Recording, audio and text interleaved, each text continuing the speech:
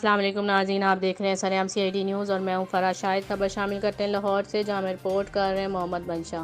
ان کا کہنا ہے لاہور پریس کلب میں معروف عالم دین محمد ناصر مدنی نے ایک اہم ہنگامی پریس کانفرنس کی، جس میں بااثر افراد کی جانب سے اغوا کرنے، تشدد کا نشانہ بنانے اور پولیس کو اطلاع دینے پر جان سے مارنے کی دھمکیاں دینے کے حوالے سے میڈیا کو آگاہ کرتے ہوئے کہا کہ میں دینی اور سماجی خدمت کر رہا ہوں۔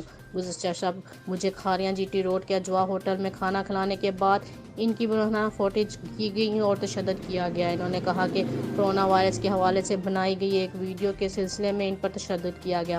مولانا ناصر مدنی نے کہا کہ کھاریاں میں اجوا ہوٹل میں ان پر تشدد کیا گیا اور کچھ کاغذات پر زبردستی دستخط بھی کرائے گئے۔ انہوں نے میڈیا کو بتاتے ہوئے کہا کہ ڈنگ روڈ پر بلوریا گاؤں کے قریب مجھے ایک ڈیرے پر لے جایا گیا اور نقاب پوش 10 افراد نے مجھ پر تشدد کیا اور میرے کپڑے اتار کر مجھ پر ظالمانہ تشدد کیا گیا۔ تشدد کے بعد ناصر مدنی آفیشیل پیج کا فیس بک کا پاس ورڈ مجھ سے لیا گیا۔ تشدد کی وجہ سے میں ذہنی کوفت کا شکار ہوا ہوں۔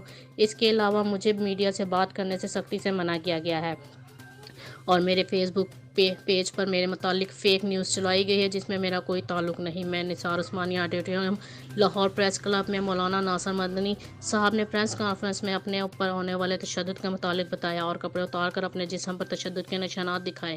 ناصر مدنی نے کہا کہ ملزمان نے میری قابل اعتراض ویڈیو بھی بنائی اور میڈیا کانفرنس کرنے سے بھی سختی سے منع کیا گیا اور مجھے جان سے مارنے کی دھمکیاں دی جا رہی ہیں، اور انہوں نے چیف آف آرمی پاکستان اور وزیر اعظم پاکستان سے اپیل کی ہے کہ مجھے جانی مالی تحفظ فراہم کیا جائے۔ مزید جاننے کے لیے دیکھتے رہیے سرعام CID نیوز۔